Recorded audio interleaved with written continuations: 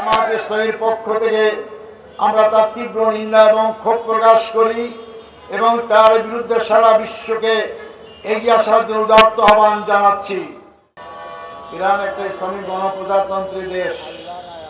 1979 সালে বিরাট শক্তির বিরুদ্ধে গণঅভ্যুত্থানের মধ্য দিয়ে ইরানে ইসলাম বিপ্লব সফল হয়। পরবর্তী সময়ে জনগণের মত নিয়ে সরকার গঠন করা হয়, কিন্তু বিদেশি কুশক্তি মহল যারা ইসলামী উত্থানকে সহ্য করতে পারে না, যারা ইসলামী উত্থান হলে তাদের জারিগুলি সব ফাঁস হয়ে যাবে, এই বড় বড় শক্তি ইসরায়েলের মাধ্যমে ইরানকে ধ্বংস করার পায়ে তারা চালাচ্ছে। বিপ্লবের পরপরই প্রায় 80-90 জন সংসদ সদস্যকে বিল্ডিংয়ে বোমা মারে হত্যা করা হয়েছে। এর মধ্যে অনেকবার ইরানে হামলা করা হয়েছে, অর্থনৈতিক অবরোধ করা হয়েছে। সব কিছু করার পরেও ইরানের অগ্রযাত্রাকে কেউ থামাতে পারেনি।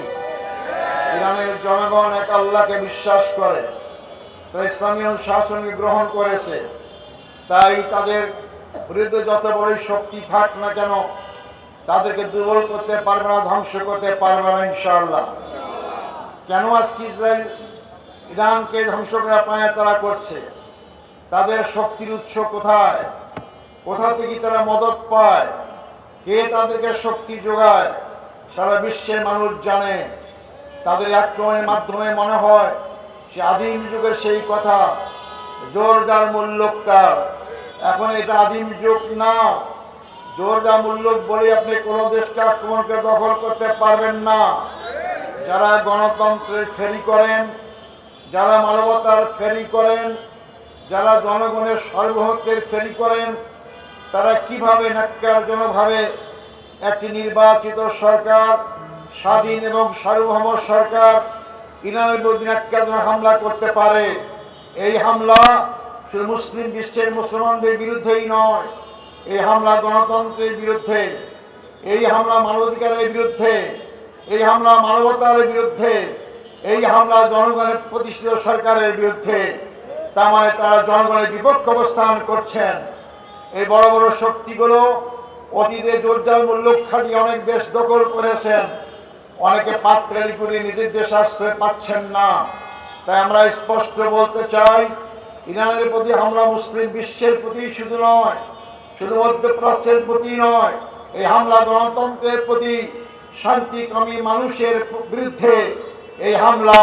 অতএব শান্তিকামী মানুষ, গণতন্ত্রে বিশ্বাসী জনগণকে যারা ভালোবাসে, কোন শক্তি হামলা নিন্দা না করে পারে না। জামাত ইসলামীর পক্ষ থেকে আমরা তার তীব্র নিন্দা এবং ক্ষোভ প্রকাশ করি এবং তার বিরুদ্ধে সারা বিশ্বকে এগিয়ে আসার জন্য উদাত্ত আহ্বান জানাচ্ছি।